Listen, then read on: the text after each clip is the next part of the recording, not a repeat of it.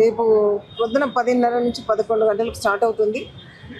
మహిళా కాంగ్రెస్ తరఫున ధర్నా చేస్తున్నాం. అంటే పెరిగిన గ్యాసు, పెట్రోలు, డీజిల్ దాని గురించి కూడా రేపు ధర్నా చేయడం జరుగుతుంది. ఇక్కడ నుండి దాదాపుగా గన్ పార్క్ వరకు మా మహిళలందరం కూడా కలిసి ధర్నా నిర్వహించడం జరుగుతుంది. పెద్ద పెద్ద మాటలు చెప్పిన బీజేపీ వాళ్ళంతా కూడా ఇవాళ సైలెంట్గా ఈ ధరలు పెరిగిన కొద్దీ కూడా మహిళలకు ఇబ్బందికరంగా మారుతుంటే ఎవరు కూడా కిమ్మనడం లేదు. ఎందుకని అడుగుతున్నాం. ఇక్కడ నుంచి గెలిచిన ఎంపీలు కానీ వీళ్ళందరూ కూడా బాధ్యత తీసుకోవాల్సిన అవసరం ఉంది. దాని గురించి రేపు ధర్నా చేయడం జరుగుతుంది.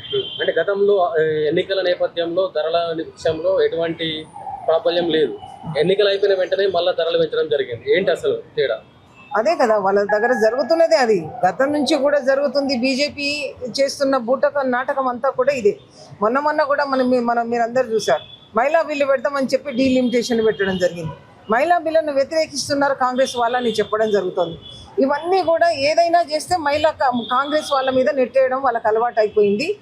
వాళ్ళు ఎన్ని రోజులు ఈ పులి ముసుగులో ఉంటుందో తెలియదు. అది మేక అని అందరికీ కూడా తెలిసిన విషయమే. దాదాపుగా వాళ్ళు అనుకుంటున్నారు మేము పుల్లలము, మేము గెలుస్తామని. వచ్చేసారి తప్పకుండా కూడా కాంగ్రెస్ పార్టీ విజయం సాధిస్తుంది. మహిళా బిల్లు తప్పకుండా అవుతుంది. డీలిమిటేషన్ కూడా మేము వ్యతిరేకం కానే కాదు. మా ముఖ్యమంత్రి గారు చెప్పింది ఏంటంటే 50% అని అంటే దక్షిణ భారతదేశానికి నష్టం జరుగుతుంది. కాబట్టి మనం అందరూ కూర్చొని మాట్లాడుకున్న తర్వాత దీని నిర్ణయం తీసుకుందామని చెప్పడం జరిగింది. దాని గురించి ఏదో మాట్లాడే చేతగాక, అందరినీ పిలవడం చేతగాక, ఓన్లీ కాంగ్రెస్ పార్టీని బదనాం చేయడానికే ఈ పని మొదలు పెట్టుకున్నారు. కానీ మరొకటి కానే కాదు. 1 కోటి మంది మహిళల్ని కోటీశ్వర్లు చేస్తామని చెప్పి చెప్తాను. మీ జిల్లాలో, వరంగల్ జిల్లాలో కానీ రాష్ట్ర వ్యాప్తంగా కానీ ఇప్పటి వరకు ఎంతమంది కోటీశ్వర్లు అయితే 2.5 దగ్గర 10 సంవత్సరాలలో లక్షాధికారులు కాని వాళ్ళను ఇవాళ మేము కోటీశ్వర్లు చేస్తామన్నది మాట నిజమే. ఇవాళ పెట్రోల్ పంపులు ఇవ్వడం జరుగుతోంది, మహిళలకి బస్సులు ఇవ్వడం జరుగుతోంది, అలాగే క్యాంటీన్లు ఇవ్వడం జరుగుతోంది. వాళ్ళ కాళ్ళ మీద వాళ్ళు నిలబడేటట్టుగా చాలా కార్యక్రమాలు చేసుకుంటూ పోతున్నాం. మహిళలు ఎక్కడ కూడా అసంతృప్తిగా లేరు. ఇవాళ 1 తులం బంగారం ఇస్తేనో లేకపోతే 10,000 ఇస్తేనో వాళ్ళ జీవితం మొత్తం గడవదు. కానీ ఉపాధి చూపెడితే మహిళలు, మగవాళ్ళ సంపాదనకు ఆడవాళ్ళు చేదోడుగా ఉంటే ఆ సంసారం బాగా నడుస్తుందని మా ముఖ్యమంత్రి గారికి, మా ఉప ముఖ్యమంత్రి గారికి తెలుసు. కాబట్టి ఆ కార్యక్రమాన్ని తీసుకొని పోతున్నాం. తప్పకుండా కూడా ఆ కార్యక్రమంలో విజయం సాధిస్తాం. వచ్చేసారి కూడా ఇంకా 10 సంవత్సరాల వరకు కూడా కాంగ్రెస్ పార్టీ గట్టిగా ఈ తెలంగాణలో నిలబడుతుంది. ముఖ్యమంత్రి రేవంత్ రెడ్డి గారు దక్షిణాది రాష్ట్రాలకు అన్యాయం జరుగుతుందని చెప్పేసి అంటున్నారు. ఏ రకంగా దక్షిణాది రాష్ట్రాలకు అన్యాయం జరుగుతుందంటే ఏం చెప్తారు? 50% చేద్దామని అన్నారు. ఇప్పుడు మన దగ్గర ఉన్న సీట్లు ఎంత, వాళ్ళ దగ్గర ఉన్నాయి ఎంత. ఇప్పుడు వాళ్ళు గెలిచిన వాటిలో దాదాపుగా 120 సీట్లకు 120 సీట్లు పెరిగితే 240 అవుతాయి. మరి మన తెలంగాణలో ఎన్ని అవుతాయో మీరే ఆలోచించండి. మన అన్ని చిన్న రాష్ట్రాలు ఇక్కడ దక్షిణ రాష్ట్రంలో ఉన్నాయని. అందుకోసమని మనం నష్టపోతామని ఎప్పటికీ కూడా మాదే పై చేయి ఉండాలని మోడీ గారి ఆలోచన.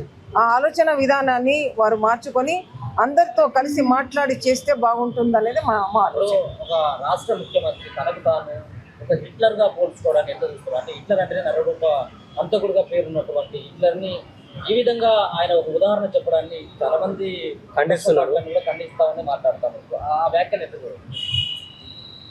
చెడ్డ వాళ్లకు హిట్లర్ అనొచ్చు, చెడ్డ పనులు చేసే వాళ్లకు నేను హిట్లర్గా ఉంటాను అనొచ్చు మా అన్న. అంతే తప్ప నేను హిట్లర్ను అనలేదు. నిజంగా కూడా చెడ్డ పనులు చేసే వాళ్లకు, ప్రజలకు ద్రోహం చేసే వాళ్లకు ఆయన సింహ స్వప్నంలాగానే కనిపిస్తాడు. అలాగే పనిచేస్తాడు. రాబోయే అంటే ఎలక్షన్లలో తప్పకుండా కూడా తను చేసే పనులకు ఎలా స్వాగతం చెప్తారో ముందు అందరికీ కూడా తెలుస్తుంది. ఇప్పుడు మీరు మహిళ కాబట్టి ఒక క్వశ్చన్, మహిళలకు అంటే పెళ్లి చేసుకున్నటువంటి ఆడపిల్లలకు తులం బంగారం విషయంలో కానీ, మరో పక్కన స్కూటీలకు సంబంధించినటువంటి విషయంలో కానీ ఎక్కడి వరకు వచ్చినాయి? ఇంతవరకు మీ మేనిఫెస్టోలో పెట్టింది, దాన్ని విస్తృతంగా ప్రచారం చేయడం జరిగింది. తులం బంగారం ఎవరు అడుగుతున్నారు?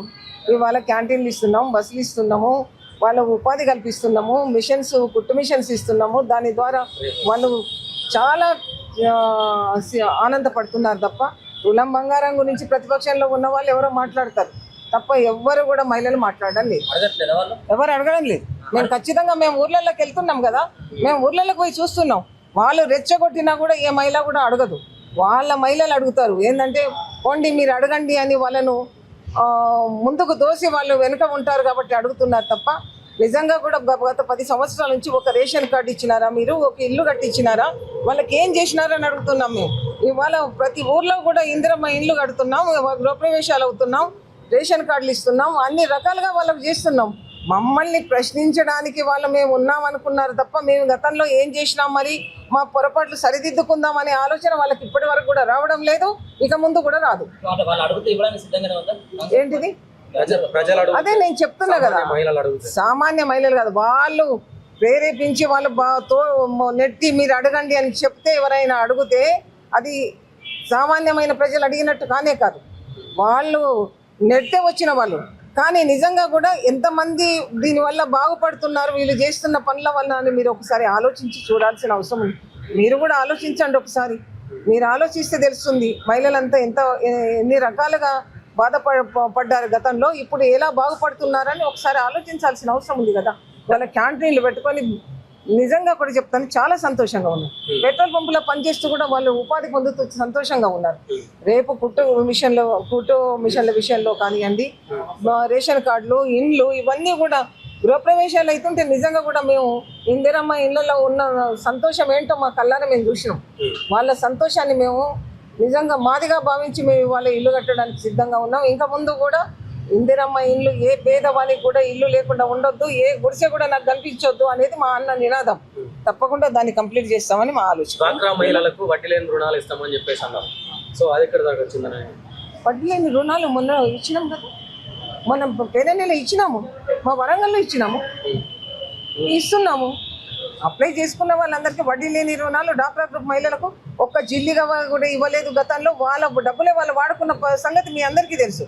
కానీ ఇవాళ రేవంత్ రెడ్డి గారి ప్రభుత్వంలో వడ్డీ లేని రుణాలు ఇవ్వడం జరుగుతోంది. కొన్ని జిల్లాలలో మీరు చూసే ఉంటారు, మినిస్టర్లు, ఎమ్మెల్యేలు అందరూ కూడా వాళ్ళకి చెక్కులు ఇచ్చిన విషయం మనం పేపర్లలో కూడా చూసాం. తప్పకుండా వడ్డీ లేని రుణాలు ప్రభుత్వం ఇస్తుంది. ముఖ్యమంత్రి గారు మాట అన్న తర్వాత ఎంత కష్టమైనా దాన్ని నెరవేర్చడానికి సిద్ధంగా ఉన్నాం. అప్పుల కుప్పగా ఉన్న తెలంగాణను మాకు ఇచ్చి ఇప్పుడే చెయ్యి అంటే ఏం చేస్తాం? మెల్లగా అన్ని చేసుకుంటూ పోతాం తప్పకుండా కూడా. తెలంగాణపై పవన్ కళ్యాణ్ చేసిన వ్యాఖ్యలు ఎలా చూస్తారు? గత కొద్ది రోజుల నుంచి చర్చ కదా. నిజంగా కూడా ఆయన చూస్తే మీకు ఏమనిపించిందో నాకు ఇది తెలియదు. నాకైతే మెంటల్గా ఆయన ఏమన్నా డిప్రెషన్లో ఉన్నాడేమో అనిపించింది.